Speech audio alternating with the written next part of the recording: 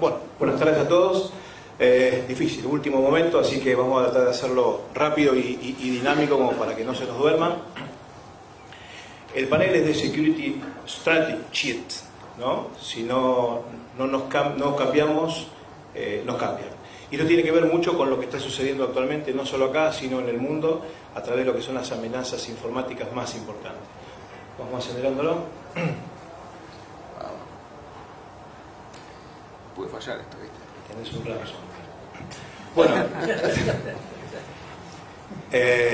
la idea de esta presentación es mostrarles cuáles son las amenazas informáticas más importantes que se han tomado a partir de relevamientos que hace el FBI, que hace la Unidad de Cibercrimen de la OEA y que hacen fuerzas policiales en la región y en el mundo, más los que son desarrolladores de virus informáticos. Con todo eso se comprendió y marcamos cuáles son las amenazas más importantes que nosotros debemos tener en cuenta, en función del trabajo, en función del análisis en el aspecto legal y fundamentalmente en el aspecto negocio. La primera, bueno, como más relevante ha sido el ransomware, que está presente y que sigue todavía con mucha más presencia. La otra es todo lo que tenga que ver con soluciones móviles. Hay muchos ataques a los móviles, considerando que el móvil hoy está supliendo en el uso a lo que es la PC. Antes uno focalizaba la seguridad o focalizaba la investigación de un fraude, focalizaba las pericias en lo que era una PC. Hoy ya prácticamente el uso queda solo ligado a lo que es un escritorio, y la movilidad de los celulares está haciendo que sean mucho más buscados, y la realidad es que tiene muchas más vulnerabilidades que la que puede llegar a presentar una laptop, una desktop. Lo otro es Internet de las Cosas. Internet de las Cosas está siendo muy atacado ya desde hace un tiempo, inclusive no se toma conciencia real de cuáles son los peligros a los cuales nos exponemos cuando nosotros hacemos todo un proceso de una casa inteligente. Son muchísimos los datos que estamos dejando detrás de ellos, pero a la vez son mucho más las puertas y mucho más delicado lo que puede haber a través de un acceso, sea por ejemplo como el más común que se ha detectado a través de un Smart TV. Lo otro es las aplicaciones para home banking que van a celulares. Hace unos 5 años, 6 años, en una presentación que hicimos en la UADE, llevamos un caso, un leading case en realidad, que fue para investigación, donde se había colocado un malware bancario procedente de China. Tratamos de advertir a la industria qué es lo que estaba sucediendo, sobre todo a las operadoras telefónicas. Bueno, evidentemente mucho éxito no hubo, porque esto fue bastante fácil de que fuera incrementándose con el tiempo. No solo acá en el país, sino también en la región. El siguiente, bueno, ustedes sabrán, no todo lo que fue con lo que es los business emails. Hay mucha toma de correos electrónicos corporativos para suplantar identidad. De hecho, hay un caso muy famoso del CEO de una compañía que luego el directorio decidió invitarlo a hacer una salida lateral para proponerle nuevos negocios, pero no estar al frente de una compañía donde su mayor responsabilidad era precisamente la preservación de los datos, ¿no? Mucho tiene que ver también con la comodidad que hay en esto de yo delego el manejo de mi correo electrónico a un asistente, por ejemplo. El otro es todo lo que tenga que ver con la cadena de suministro. Los ataques que se están dando en las distintas verticales que tiene una cadena de suministro están afectando y mucho a variadas industrias, sobre todo a las que tengan que ver con la parte médica y a la que tiene que ver con el rubro alimenticio. Sobre todo en aspectos tan débiles como es la primera parte de esa cadena de suministro, que es el proveedor. Hay proveedores que tienen sistemas que son extremadamente débiles, son muy vulnerables, y al afectar a la primera parte de la cadena, afecta por consiguiente al resto. Y la otra, que después lo va a desarrollar Pablo con mucha más profundidad, son las infraestructuras críticas. Sigue siendo todavía, igual que el phishing, continuo el ataque a las infraestructuras críticas. Y en nuestro país, sobre todo, es crítico cómo están esas infraestructuras. Todo esto que se enumera recién, conocerán el tema de lo que es Crime as a Service. Yo soy de la idea, junto con otros colegas, de que esto es en general y no en particular. En particular es cuando uno dice Mira, se dedican solo y sí a ofrecerme el servicio de un delito para, supongamos, por ejemplo, el defacement de una página.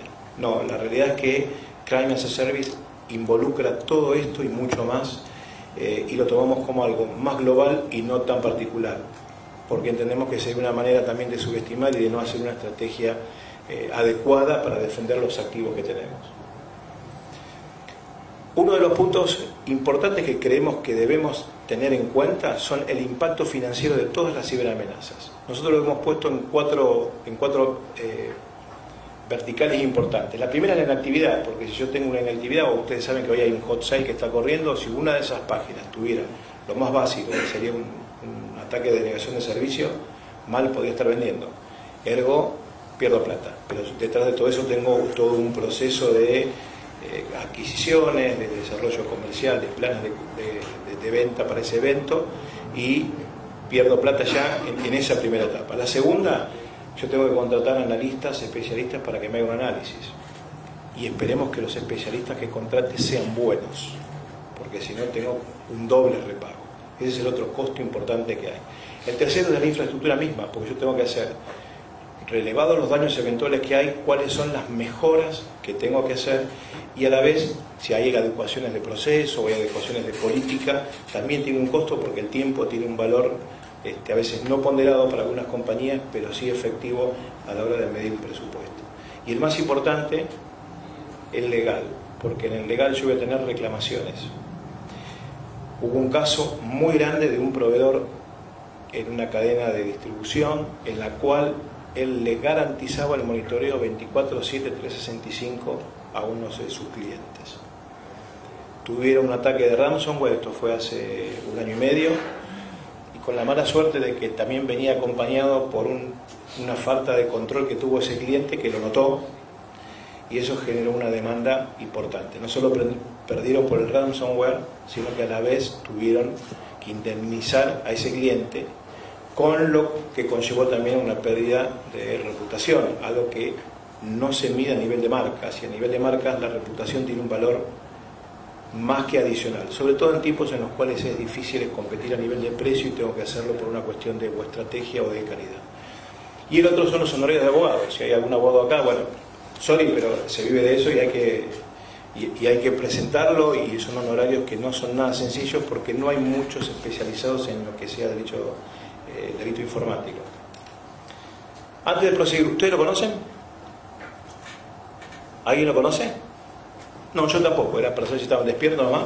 Así que seguimos con esto.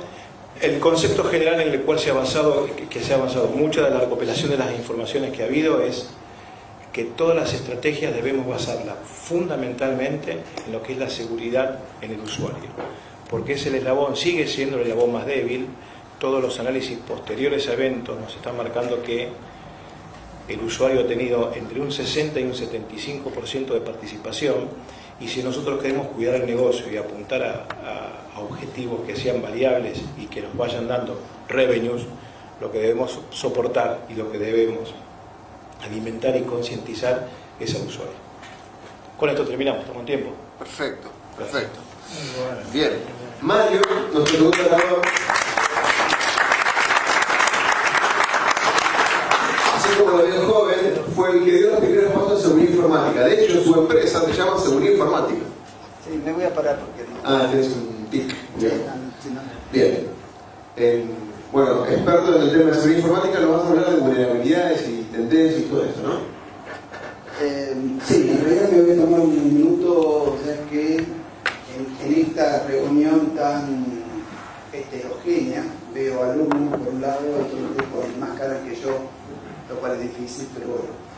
Entonces, seguridad informática, cuando empecé con mi empresa hace 20 años tenía que explicar qué era seguridad informática. Como Juan dijo, éramos pocos conocidos, no sabíamos, existía una persona por ahí en algún banco por normativa no del Banco Central, sino por normativa del banco del headquarter. Entonces me especializaba exclusivamente en bancos extranjeros. A lo largo de estos 20 años de empresa, lo que he visto es que de esos departamentos unipersonales y perdidos allá muy lejos, seguridad informática ha venido creciendo y desarrollándose sobre, primero, sistemas, ¿sí? Y después sobre la empresa. Primero sobre algunos puntos del sistema, la periferia. La gente interna no era un problema, se confiaba. Cuando yo iba y hablaba con algunos gerentes que tenían a tus enemigos adentro, lo que me decían es, lo crié de potrillo. Hoy no hay nadie que me diga, lo crié de potrillo, confío en lo que está. Y la otra cosa es, seguridad informática ahora ha trabajado, o se ha expandido, seguridad ya no es informática, sino que es de la información, del activo principal de la empresa, ¿sí? Y se ha expandido a tal nivel que no únicamente tengo en la periferia, en la parte interna, en las redes, en lo que se encripta, sino que lo tengo sobre nuevas tecnologías como DevOps. Ya hay segmentos completos de algunas empresas que están orientados a seguridad del DevOps. Hay productos que están en seguridad por DevOps y hay productos que están especialmente concebidos para contenedores, o sea, donde ustedes se muevan van a ver que la seguridad tiene que estar y es fundamental. Por suerte. Ahora sí. Con los años yo vengo viendo que desde el punto de vista de seguridad le hemos cambiado el nombre, ahora es ciberseguridad, antes era seguridad a seca.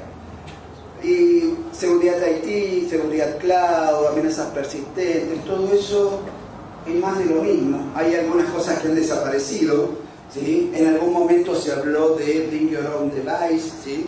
Como algo importante que había que proteger porque uno iba a guardar datos importantes dentro de sus celulares o de sus tablets. Ahora lo que se encontró es que ya no se guarda nada dentro de los celulares y las tablets, pero sí son un vehículo, un medio para poder acceder a la información, con lo cual hay que intrusarlos, porque de ahí uno va a obtener las credenciales necesarias, como hablamos. Los CIEM y todo lo demás lo he puesto en rojo allá arriba a la derecha, ¿sí? El tema de awareness, o sea, el tema de capacitar, de informar, de mantener a todo el mundo al día respecto de todas las cosas nuevas de seguridad. Y en un evento de seguridad en el cual trato de ir todos los años, lo único nuevo que encontré es lo que dice abajo: la seguridad es un gigantesco tsunami. Y es verdad, si nosotros miramos algunos años para atrás, la seguridad viene avanzando con una fuerza y una energía infernal. Quiero celebrar un cumpleaños. Hace un año, WannaCry. ¿Sí? Hace exactamente un año WannaCry.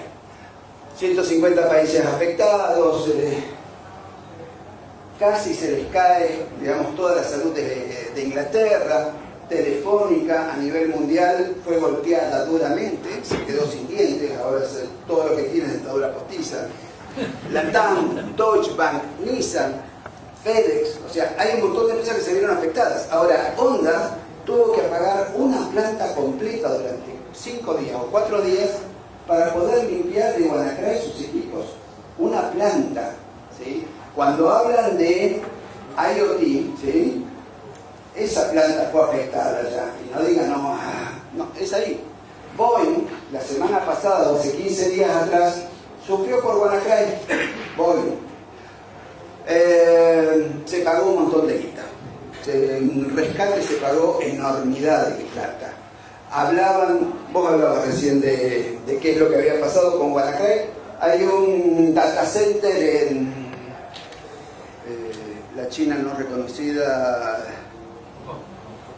No, bueno, en la isla, en Taiwán, ¿sí? Que pagó $1 millón porque justamente tenía un montón de equipos encriptados y no le podía brindar el servicio que habían pedido sus clientes, entre ellos el de control y de chequeo de seguridad. Lo más divertido es que el Eternal Blue es algo desarrollado por la NSA. ¿Sí? No es que nació solo, nació desde la NSA, fue desarrollado, fue usado y fue mantenido en secreto hasta que fue liberado por un grupo de chicos. y no sé si son los chicos buenos o los chicos malos, pero fue liberado por ellos. Abajo a la derecha le agregué un pequeño comentario. ¿Sí? 12 de mayo del 2018, un año después de este hermoso acontecimiento que modificó mucho los presupuestos de seguridad, el 40% de las PC y los servidores sigue sin parche para romper. O sea que todavía tenemos mucho para pegar.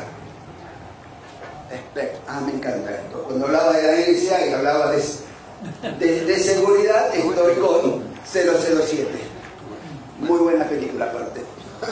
Ahora, Spectre en realidad es la vulnerabilidad junto con Meltdown que tiene el procesador Intel. Pero, oh casualidad, no únicamente Intel lo tiene, los procesadores AMD también. ¿Se acuerdan que eran competencias rivales? Los ARM también lo tienen. Y Apple tiene la misma vulnerabilidad. ¿Ustedes creen que es casualidad? Porque es una vulnerabilidad de diseño. No es parcheable. No existe parche para esto. Es una vulnerabilidad de diseño. Claro. Es más, tanto es así de que todas las notebooks y servidores y el hardware de Apple va a dejar de llevar procesador Intel y va a comenzar a llevar los procesadores de Apple, que Apple dijo que ya resolvió. La primera computadora que va a salir sin la vulnerabilidad de Spectre y de Meltdown va a salir en octubre de este año. O sea que todo lo que ustedes están usando, todo lo que tienen, es vulnerable. ¿Está claro? ¿Sí? Y va a seguir siendo vulnerable y no lo van a poder reparar y ese agujero lo van a mantener durante años. Por suerte no es tan fácil y aparte de eso hay capas de software ahora con la cual lo están protegiendo. Pero bueno, divirtámonos, la NSA nos hace nuestro favor. ¿Se acuerdan o alguno le prestó atención a que China se quejaba de que había un backdoor en Windows?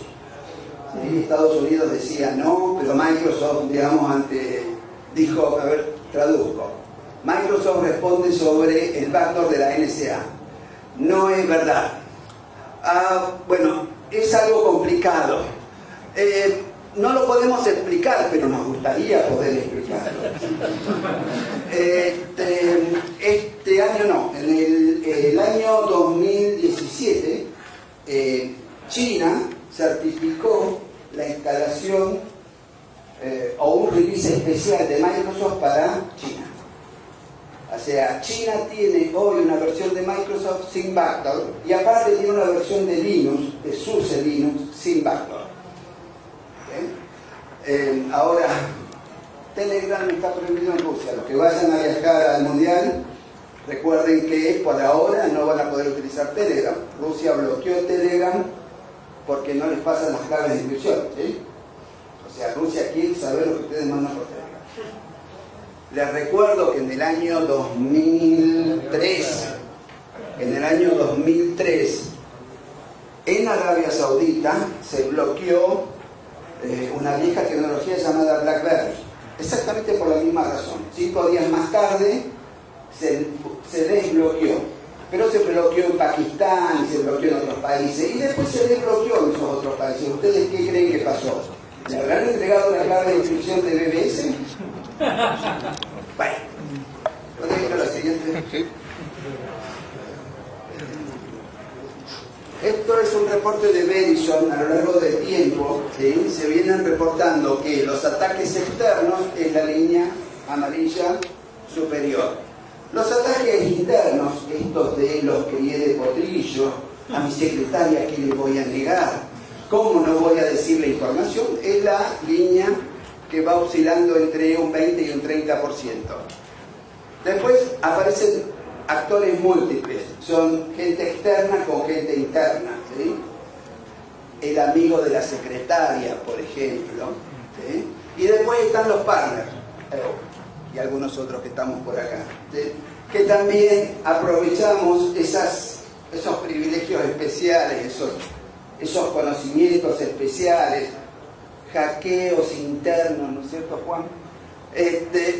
Que son los que vienen afectando, pero estos son los que generan todos los problemas de seguridad. Son siempre los mismos actores, ¿sí? Pasemos a la siguiente. Ahora, de lo que son pérdidas, desde lo que es perder plata. Por ese 25-30% se pierde el 81.6% de la guita, o de la información, o de lo que sea. ¿Sí? El 80% de los ataques equivalen a pérdidas del 7.2%. O sea que primero me tengo que cuidar de los de adentro y después me tengo que cuidar de los de afuera. Por colusión, o sea, cuando hay alguien de afuera y alguien de adentro, se pierde 8.2%. O sea, con alguien de adentro perdemos el 90% de la guita. Y después los partners gastamos poco, pero no somos tantos. Esta distribución de los ataques también lo vengo poniendo desde hace un tiempo para que nos demos cuenta de que estamos en el mundo. Somos en Latinoamérica y nos creemos que nadie nos ve, pero estamos. No tendremos la misma cantidad de ataques que en Estados Unidos, pero la proporción de ataques es exactamente la misma.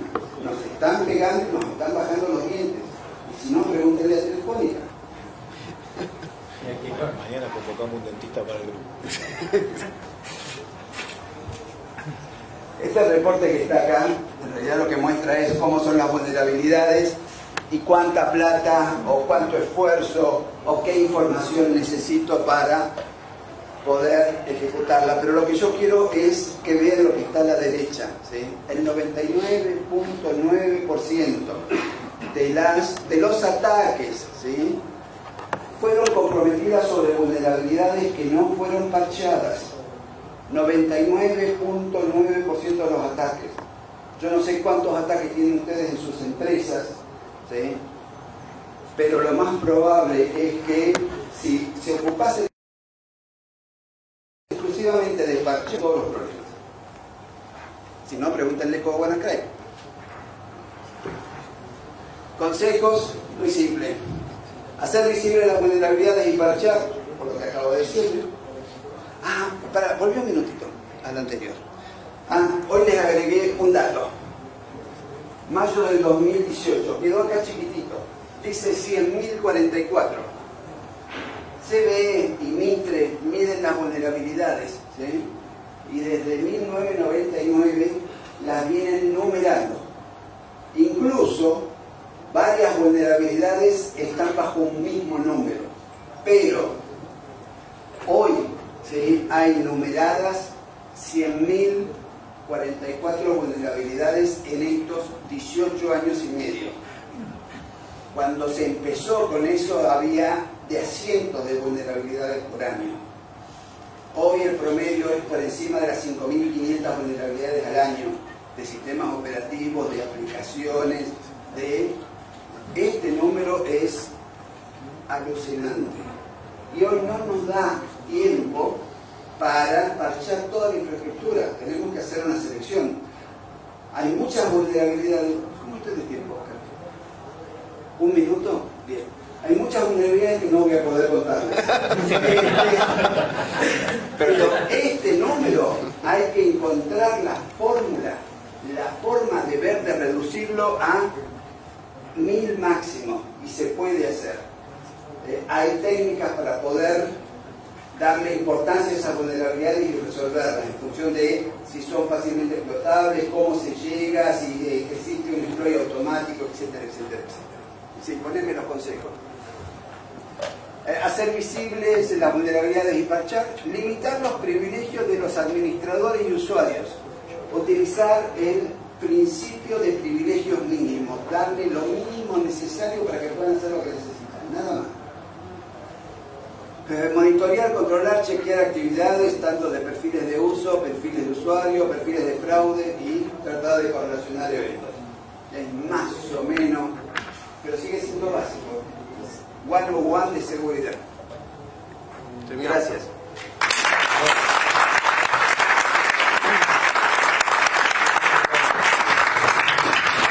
Mario no lo dijo, pero esta vulnerabilidad además fue un encuentro con un hacker que no me acuerdo, ¿te acuerdas cómo se llamaba? ¿Que vos tuviste? ¿Qué te pasó este feedback?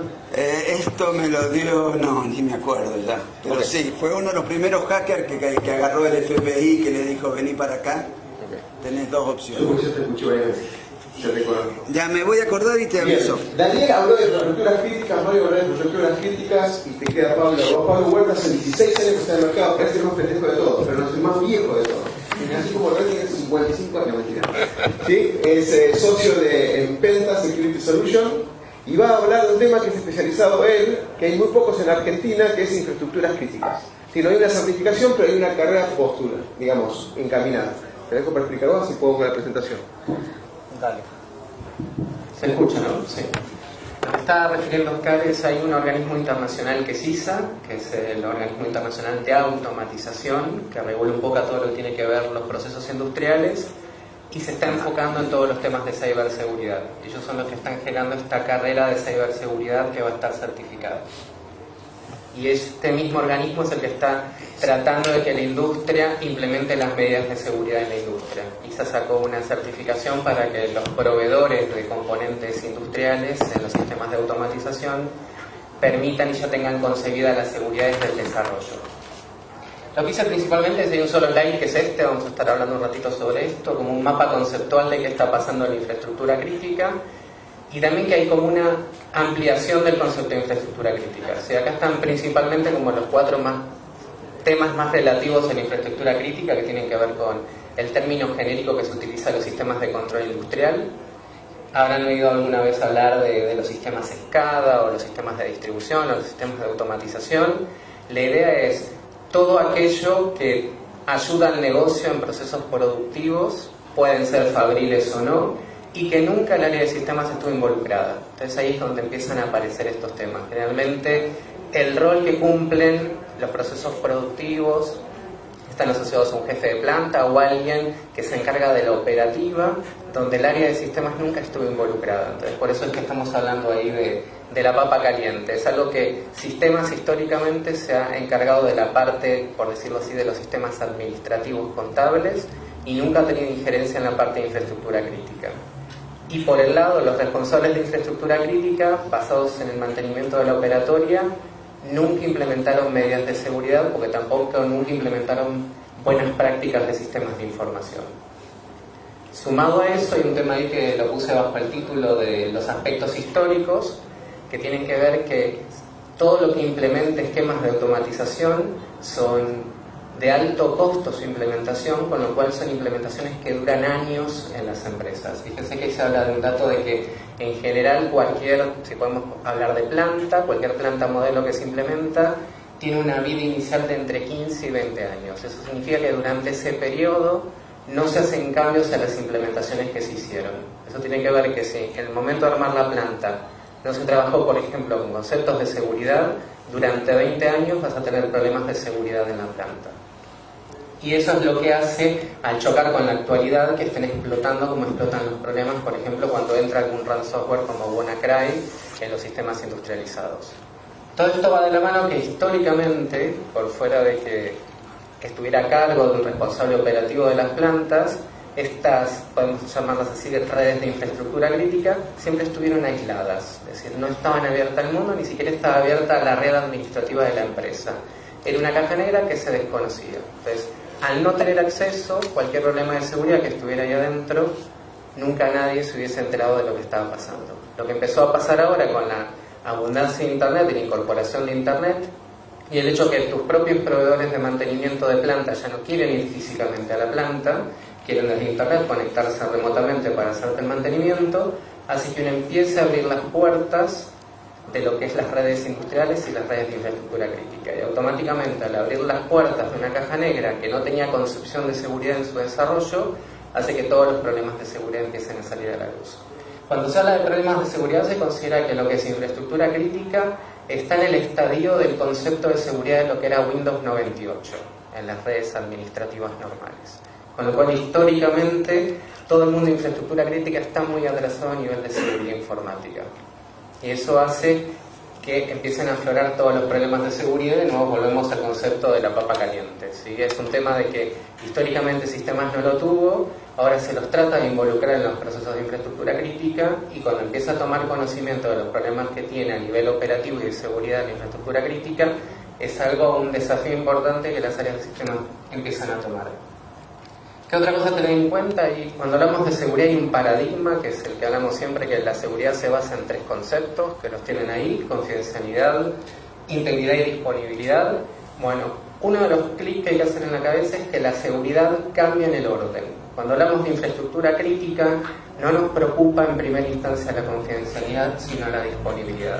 Porque siempre los sistemas asociados con la infraestructura crítica se tiene que valer el funcionamiento casi 7x24 de estos sistemas. Por eso esto va de la mano de por qué no se parchea el WannaCry. Pues para eso tengo que hacer un parada de planta. Así que tengo que hacer parar la planta para poder mejorar la seguridad. Esto va de la mano con este mismo concepto. Siempre que hablemos de infraestructura crítica, lo primordial es la disponibilidad, después de la integridad de la infraestructura para que la infraestructura funcione, y por último la confidencialidad. Entonces, las buenas prácticas que se suelen aplicar a nivel de seguridad, si se quieren aplicar directamente en entornos de infraestructura crítica, chocan. Hay que cambiar el orden de las prioridades. Otra de las cosas a tener en cuenta es, con la tendencia y la apertura de Internet, la realidad es que las plantas se las empieza a conectar de alguna forma, o a la red administrativa o a Internet. Automáticamente abrimos las puertas a los hackers, y es por eso que ahora empieza en todas las noticias, que son un poco esos recortes que están dando vuelta ahí, a aparecer el tema del hacker asociado con infraestructura crítica. ¿Sí? Esto es porque estamos abriendo puertas de acceso. Un ejemplo que está pasando mucho en infraestructura crítica con los proveedores es el proveedor que vos estás atado, porque es el que creó la infraestructura que está en tu organización, te dice que su única forma de mantenimiento es a través de una conexión a través de Internet. Entonces la empresa se ve obligada a ceder ante un proveedor y brindar estos accesos. Muchas veces, si sistemas no está involucrado, se arman como conexiones paralelas en las plantas, que eso es lo que hace que después ocurran estos delitos informáticos. ¿Sí? Muchas veces sistemas y el área de seguridad informática que ya existe en la organización no están al tanto de las decisiones que toman los responsables operativos. Entonces, muchas veces hay una conexión a Internet en la planta que da acceso a todo el equipo de monitoreo industrial y está en desconocimiento del área de seguridad informática. Es uno de los problemitas que hay con esta realidad de que la administración operativa de la infraestructura crítica todavía no está integrada 100% con la gestión de sistemas y de la seguridad informática corporativa. Otras cositas a tener en cuenta fue, ahí dice que históricamente los sistemas son propietarios. ¿Qué quiere decir eso? Era un mundo creado puntualmente para el proceso productivo, por ejemplo, y después se fue adaptando a los estándares de mercado. Entonces lo único que hicieron fue adaptar, no sé, las placas de monitoreo del equipo productivo, se le agregó una placa de red para poder utilizar todos los beneficios de la conexión TCP/IP. Entonces lo único que hacían eran adendas a la tecnología, no hay un desarrollo tecnológico unificado. Eso hace que cuando establecemos esta conectividad con las redes administrativas salgan a la luz todos los problemas de seguridad que tienen las plataformas de infraestructura crítica. Y como son costosas y duran 20 años de infraestructura implementada, el problema de seguridad lo vamos a tener siempre. Entonces, un poco este organismo de normalización y estandarización que es ISA está fomentando una certificación que trata de fomentar dentro propio de la industria que los que te producen todo el hardware que vas a usar en la infraestructura crítica empiece a implementar las medidas de seguridad. Otras cosas a tener en cuenta es, basado en el concepto de disponibilidad, es que los equipos tecnológicos que se usan en infraestructura crítica no son los mismos que se utilizan para las redes administrativas normales. Los costos son otros y la forma de implementar y utilizar son otros. Entonces siempre acuérdense que lo más primordial cuando estamos en infraestructuras críticas es invertir el concepto de seguridad, donde lo más importante es la disponibilidad. Son infraestructuras que tienden a ser obsoletas, con lo cual incluso muchas veces las medidas de seguridad no se pueden implementar. Un típico problema que tiene sistemas cuando toman la gestión de estas infraestructuras es ir a la PC de monitoreo y ver que tiene un Windows viejo y que no lo puede migrar, no lo puede parchar, porque si no el software de monitoreo de la infraestructura crítica no funciona. Entonces ahí es donde se heredan los problemas de seguridad y no se pueden solucionar. Entonces se vuelve de nuevo en la manera de cómo hago una caja negra nuevamente sobre esa infraestructura crítica para que las vulnerabilidades no queden expuestas. Pues las vulnerabilidades existen y tenés que convivir con ellas. Un poco redondeando, eso es los temas que hay que tener en cuenta con infraestructura crítica. Qué rápido, ¿no?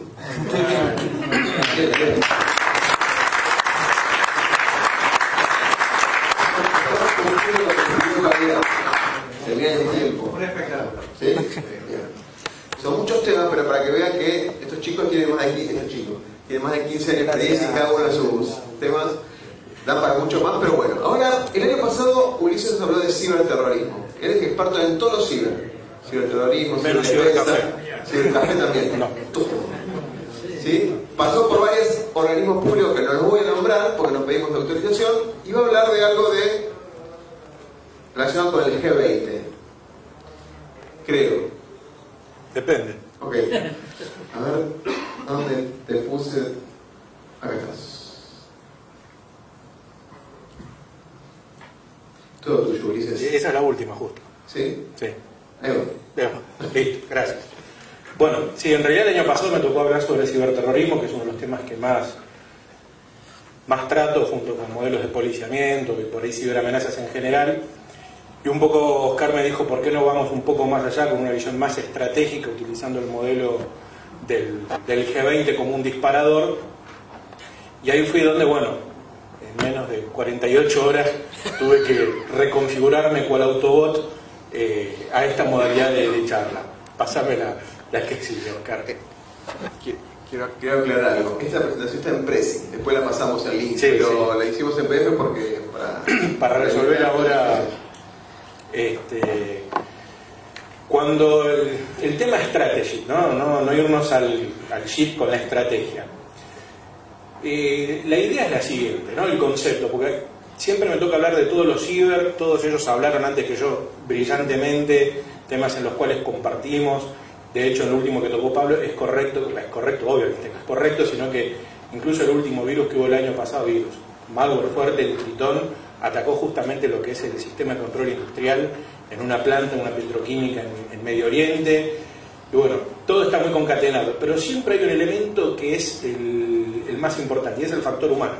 O sea, todos nos preocupamos en qué antivirus vamos a usar o qué medidas de seguridad vamos a aplicar desde lo digital, y nos olvidamos que lo más importante es pensar quién nos quiere atacar, cuáles son las razones, por qué nos quiere atacar. Pensar un poco en el factor humano, que es el factor que no ha cambiado y es el factor que continúa determinando absolutamente todo. Desde quién nos va a atacar a, como decía acá, la secretaria que le doy toda la confianza y tiene acceso a información que no debería tener. Entonces todo esto arranca y termina con nosotros, los seres bípedos de dos patas que caminamos y pensamos. Y ahí arranco con qué tema. Bueno, todos estamos acostumbrados a pensar de una manera lineal. Así fuimos educados, así está preparada la educación en nuestros institutos escolares. El pensamiento es lineal, es metodológico, lógico, es concreto, es duro. Si A más B, entonces C. No hay opción a una respuesta diferente a eso. Y esa es la manera en la cual nos hemos educado, nos hemos formado. Hoy en la gran mayoría de las instituciones, por lo menos a nivel primario y secundario, continúa siendo esa la metodología de educación y de formación, y así es que salimos. Y salimos con este pensamiento que es completamente lineal a un mundo que es analógico. ¿Correcto? Así arrancó. Obviamente el hombre, dentro de esa necesidad de sobrevivir a cientos de tipos de amenazas, antes no eran amenazas digitales, eran amenazas analógicas, como digo yo, del mundo físico, trató de buscar un pensamiento un tanto no tan lineal para poder hacer frente a esas amenazas. Obviamente al principio los pensamientos fueron extremadamente lineales. Venía el dinosaurio y dice, bueno, me escondo, como no me le puedo hacer nada, me escondo. Obviamente las primeras formas de pensar que empezaron a trabajar con este tipo de cuestiones se dieron en el ámbito militar. Si uno ve películas recreativas de guerras del 1800, la napoleónica, uno veía a 3.500 soldados de casaca roja formados de un lado y 3.500 del otro, todos pegados, y decían, estos tipos no se dan cuenta que se van a matar así, ¿por qué no van corriendo por un costado? ¿Por qué no atacan de noche? No, la forma era esa. Entonces, no me piden que cabecee era el tema. Esta era la forma, ese era el pensamiento lineal. Nadie combatía de noche, nadie combatía antes del desayuno, era poco ético, y las guerras a las 4 de la tarde para tomar el té había que terminarlas. Era el pensamiento lineal. Algunos tipos dijeron, escúchame, acá tenemos que cambiar porque si no nunca vamos a ganar. Empieza a aparecer el tema de lo asimétrico ya desde mucha antigüedad. Un ejemplo muy clásico es el desembarco en Normandía. Nadie pensó que iban a desembarcar en la fecha que desembarcaron, la fecha de las tormentas, el canal con la peor tempestad que había para cruzar, y una mañana con plena tormenta aparecieron 6.000 barcos con aliados bueno, empieza a haber una forma de enfrentar las amenazas con un pensamiento no tan lineal. Y aparece después de un montón de escritores, pensamiento lateral, empieza a haber otro tipo de respuesta a esas amenazas. Y ahí es donde se genera un primer cambio. El segundo momento en el hombre es cuando aparece el mundo digital. Todos nosotros llegamos a casa y lo más probable es que tengamos una puerta pentágono o rejas y cerramos. Ahora, cuando hacemos con la computadora, nada. Con suerte un antivirus y debe estar vencido hace 2 años y le damos cancelar al renovar y dale que va. Y nos olvidamos que el mundo digital, ¿no es cierto?, también requiere de que tomemos medidas. Y ante esas amenazas empezaron a aparecer respuestas, que también fueron en un principio lineales, porque ya lo que fue lateral empezó a ser normal. Listo, ahora podemos atacar de noche, ahora podemos atacar con mal clima. Y entonces lo lateral pasó a ser lineal de nuevo. Y ahí es donde tiene que venir viene un segundo cambio en la forma de pensar, donde la integración es un pensamiento más de carácter holístico, integrador, donde constantemente se aprende, donde constantemente se está tratando de innovar en las respuestas. Y así es como empezamos a enfrentar estas amenazas digitales con lo que después vamos a ver es un pensamiento holístico. Pasamos otra vez, ahora sí. Ahora yo me voy a pasar acá para ver lo que les digo a ustedes. Bueno, llegamos acá, tenemos un mundo analógico, ¿correcto? Y esto ya empiezo sí a circunscribirlo a lo que son las cumbres como la que nos viene ahora del G20. Obviamente hay una inmensidad de amenazas que circundan cuando se desarrolla una cumbre presidencial. Pero generalmente el pensamiento que se sigue aplicando es el de amenaza lógica y una respuesta lineal o pseudo lateral a esa amenaza. Si A, entonces B. Si manifestante, entonces vaya. Si coche bomba, entonces barrera física para impedir que me entre el coche bomba. ¿Correcto? Si la amenaza es de grupo terrorismo, bueno, pongo el GEOF, grupos tácticos, francotiradores, cámaras con reconocimiento biótico. Sigue siendo la respuesta 1 a 1. Sigue siendo, si A, entonces B, la respuesta es C. Y esa es la realidad con la que, no solamente acá en la Argentina, se convive en todo lo que es la realización de cumbres. Pasamos, tenía que hacer doble clic porque como no es Prezi, ahí está. Este es un genio, ¿eh? Era lineal. Esta era lineal, exactamente. ¿Qué es lo que sucede? La realidad es que cuando ahora tenemos las cumbres presidenciales, ya no podemos estar pensando en un mundo pura y exclusivamente analógico. Es un mundo analógico y es un mundo digital. Son dos mundos que conviven en simultáneo. ¿Correcto? No hay manera de separarlo. No hay una manera de pensar una verdadera seguridad sin pensarlo integralmente. Sin embargo, ¿qué sucede? Amenaza digital, respuesta digital. Sigue siendo una respuesta a esa amenaza con una concepción de pensamiento lineal pseudo-lateral. Se siguen dividiendo, entonces uno tiene dentro de las mesas de trabajo a los que están con lo que es la seguridad física, vamos a decirlo, o analógica, y los que están con la digital. Ahora, hay una realidad, por ejemplo. Una cumbre presidencial, obviamente uno va a tener, más allá de las cámaras de seguridad, se implementan y se incorporan muchas más cámaras de seguridad portátiles, móviles, ¿no es cierto? O sea, móviles porque se ponen por un periodo determinado y se sacan. Toda esa comunicación, ¿por dónde fluye?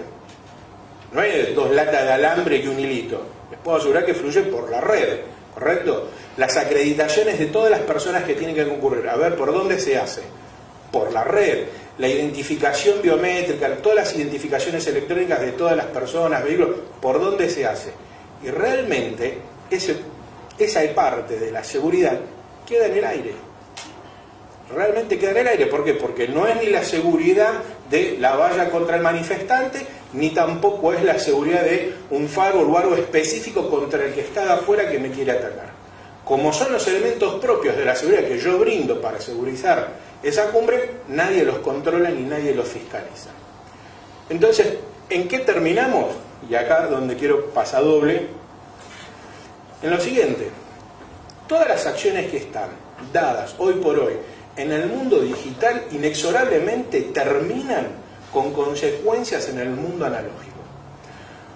Cuando Pablo contaba el tema de los sistemas de control industrial y los sistemas SCADA, no es una cuestión aleatoria de que por qué se atacan esos sistemas. Se atacan esos sistemas porque principalmente lo que se busca, ¿no es cierto?, es o un rédito económico o un daño. El ataque que hubo en Medio Oriente con Tritón no buscaba ningún rédito económico. Buscaba desestabilizar una planta para producir una explosión y causar daño. Buscaba dónde estaba no había rédito económico. Se podría considerar que fue un ciberataque, digamos, formal. ¿Con qué? Con el diseño de un arma cibernética. Ya el diseño de las armas cibernéticas ya no es el malware o el ransomware para hacer dinero. Ya son armas cibernéticas diseñadas, preparadas para hacer daño. ¿Y dónde se hace ese daño? En el mundo analógico. Las consecuencias que hay que empezar a tener en cuenta, que se van a manifestar desde el mundo digital, tienen repercusión directa en el mundo analógico. ¿Desde cuándo? Y desde hace rato. Fíjense, ahí que se ve seguramente todo muy bien chico, pero yo acá lo voy a poder ver un poco más grande. El primer caso fue, que es la imagen que se ve abajo de todo, ese es el ministro de Economía en Francia. Cumbre del G20, 2011. Infectaron 150.000 de 170.000 computadoras afectadas a la cumbre. Robaron información puntualmente del área de economía del G20. Obviamente tuvo poca publicidad o poca propaganda, como querramos verlo. Lo mismo sucedió, por ejemplo, en China, 2016. China en el 2016, durante la semana, las cumbres duran una semana, las presidenciales, que en realidad son 3 días preparatorios donde todos los ministros terminan de hacer los acuerdos necesarios, y los últimos 2 días donde vienen los presidentes, cena de gala, echan el gancho, sacan la famosa foto de familia y terminó la cumbre. En 7 días, China recibió más de 140.000 ataques a la cumbre del G20. Y uno dice, bueno, ¿pero cuánto puede haber en la cumbre del G20? Había más de 12.300 páginas web y aplicaciones específicas para la cumbre del G20. Entre esto de firma de documentos sin papel, aplicaciones específicas que se hace desde el área de turismo, por ejemplo, para que los que vienen extranjeros de las distintas delegaciones. Hubo más de 140.000 intentos de ataque a 12.000 y pico, 12.300 citando, sistemas y plataformas web que tenían en China para la cumbre. Entonces no es una cuestión aleatoria, el tema realmente de cualquiera sea el tipo de amenaza, una amenaza persistente, un ransomware, lo que ustedes busquen, lo que ustedes quieran, tiene un origen analógico, un proceso digital y un fin analógico nuevamente, que es el de causar un daño, ya sea económico o un daño físico. Obviamente hay distintos niveles, y acá de nuevo vuelvo al tema, es el factor humano. El factor humano, como Oscar decía, experto en cibertodo, en ciberinteligencia, por ejemplo, es uno de los temas que me gusta, pero yo en realidad empecé siendo un analista en inteligencia. Y obviamente después me profesionalicé en el tema ciber, pero en el tema ciber yo no soy un analista de malwares.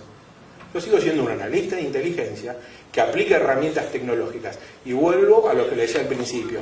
A veces es tan o más importante saber las medidas de protección sobre el malware específicamente, o sobre el virus, como le querramos decir, que como saber quién lo quiere originar y por qué lo quiere originar. De quién me quiero proteger y qué quiero proteger.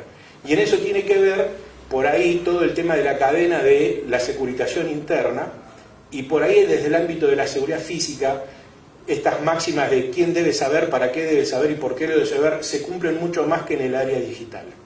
En el área física somos todos mucho más cerrados, por así decirlo, y lo más probable es que yo a mi secretaria nunca le dé la clave de acceso, ni siquiera de la puerta de mi oficina. Pero en el mundo digital todo eso tiende a ser un poco más laxo, ¿correcto? En el tema de infraestructura crítica, ya lo dijo Pablo, es un tema que más que nada en el aspecto aeroportuario a mí me gusta manejar, es terriblemente superior.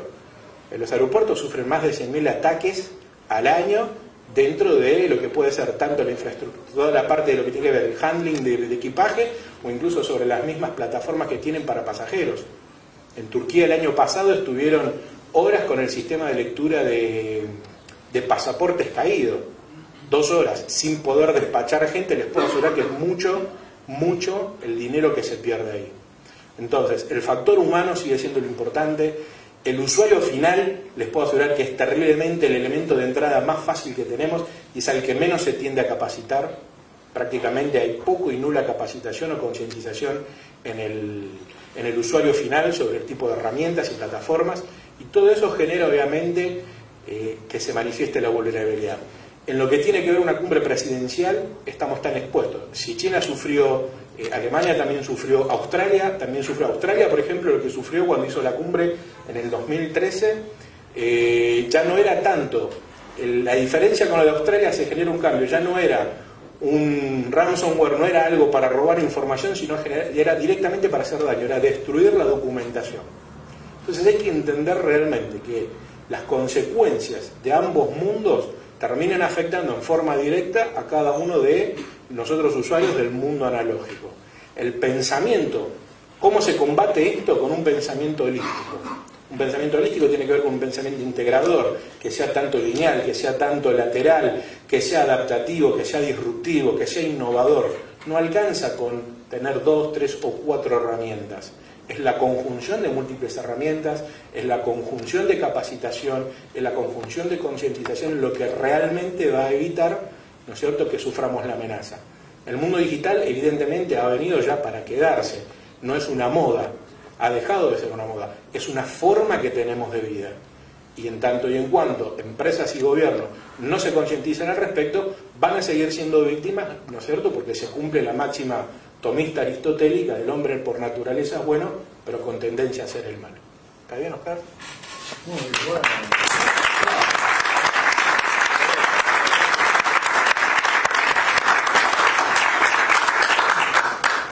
Le cumplí el horario, para... 3 minutos, nos quedan 3 minutos. 1 minuto para cada uno.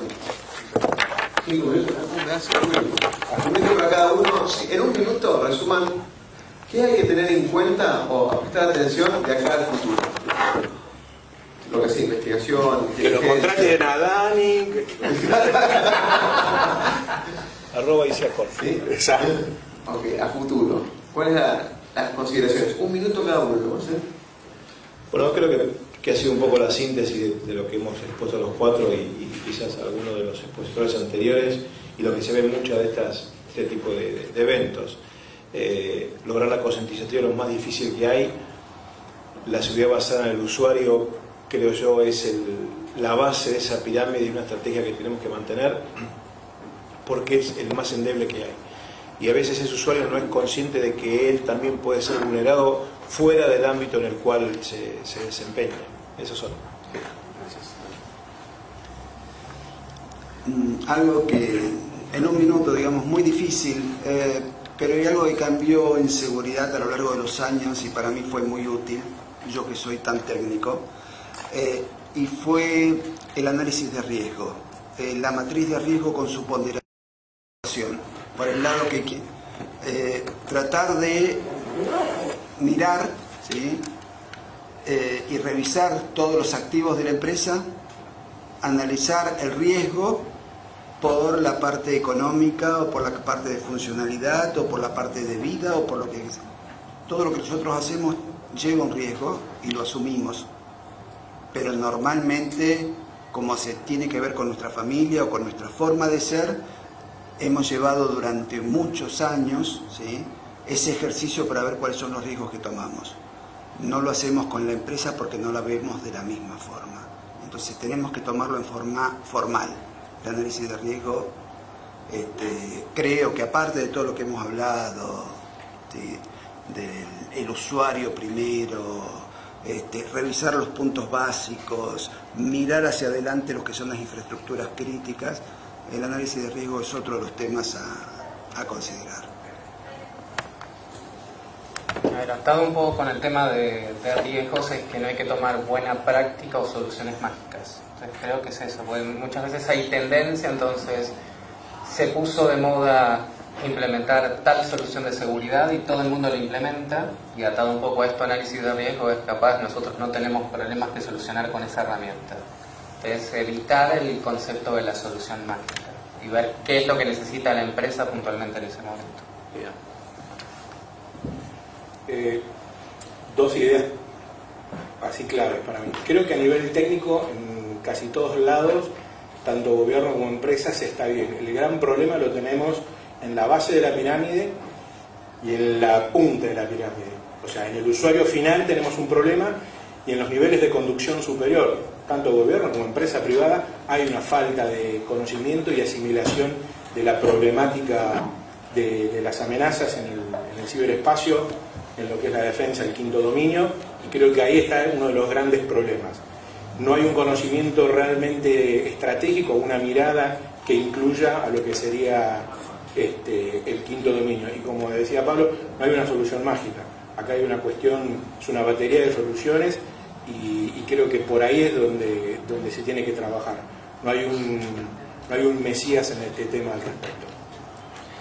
Bueno, yo quiero agradecer obviamente nuevamente a la UP, donde soy profesor, a Javier, que con mucho esmero y sacrificio, hoy hay páginas, no hubo páginas, el año pasado hubo, ¿no? Todas cosas nuevas de Javier y el equipo, así que gracias a ustedes por insistir con esta seguridad, porque es uno de los puntos de encuentro importantes. Tenemos varios videos de los chicos que les hincho bastante durante el año, que hacemos videos y están en el canal de CXO Community, así que ahí lo van a encontrar. Todo el G20, lo de fraude, Mario con las presentaciones, y Pablo y Pentas. Así que bueno, gracias a todos y espero que nos veamos mañana. Gracias, Javier.